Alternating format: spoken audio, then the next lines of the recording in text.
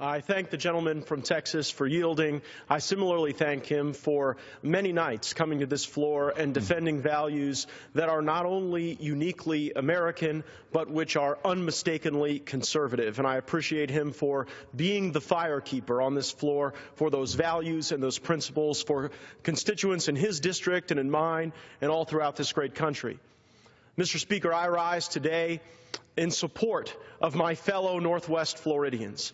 Brave airmen who serve at Eglin Air Force Base and Duke Field, and skilled aviators who train out at NAS Pensacola and Whiting Field.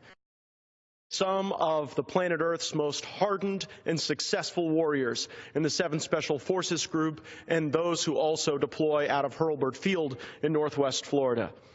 They are the best among us, and they often inspire the best within us as a consequence of their patriotic service. And so when I encounter them at town hall meetings or in church or at grocery stores, I often ask, how do you do it? How do you leave your family, your home, your community, risk your life, your health, to go and to places that many Americans couldn't point to on a map, and to fight against an enemy who is evil and vicious and determined and increasingly equipped?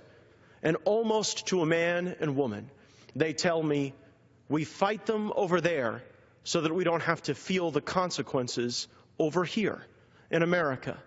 And it is that spirit that I join in supporting and honoring in my full-throated and unequivocal support of President Trump's most recent executive order, so that we are not devaluing the service of my constituents by risking the lives and the health and the security of Americans here in this great country. You know, I wish, Mr. Speaker, so much that President Trump's executive order were unnecessary. I wish that we lived in a world that was more stable and secure, where America could welcome with open arms anyone from anywhere for whatever reason, at whatever cost. But the reality is that American taxpayers can't pay for everything, and American families cannot shoulder the risks of insecurity for the consequences of terrible foreign policy decisions that have been made over the last 8 years. Maybe if the former president hadn't withdrawn from the Middle East, these regions would be more secure. Maybe if our policies hadn't so destabilized North Africa that we had failed state after failed state functioning as a cauldron of Islamic fundamentalism and terrorism, this order would have not been necessary. But alas, it is necessary.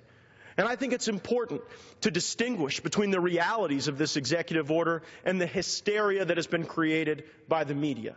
Some would believe, if they were to look only at media reports, that this was a ban on all Muslims that would seek to come to this country.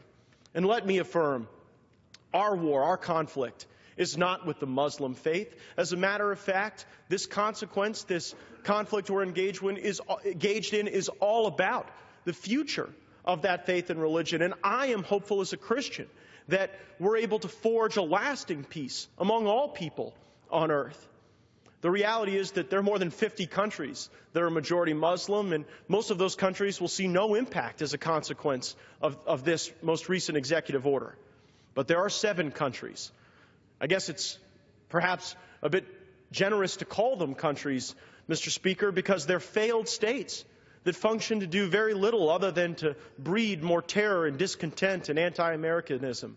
But from those 7 countries, the President has taken the position that we ought to take a closer look. We ought to have a belt and suspenders approach to the security of American families. And of the more than 325,000 people that have recently come to the United States from foreign countries since the President's most recent executive order, about 100 have been kept for additional screening, more thorough review, and a more thoughtful approach. And so as I stand here with the gentleman from Texas, Mr. Speaker, know that I am in full support of President Trump's most recent order. And when I go back to Northwest Florida, and I look into the eyes of the war fighters, the airmen, the sailors, and the patriots, there were those who are willing to stand with them, honor their service and sacrifice, and do everything possible to put America first and to keep Americans safe. And with that, I yield back to the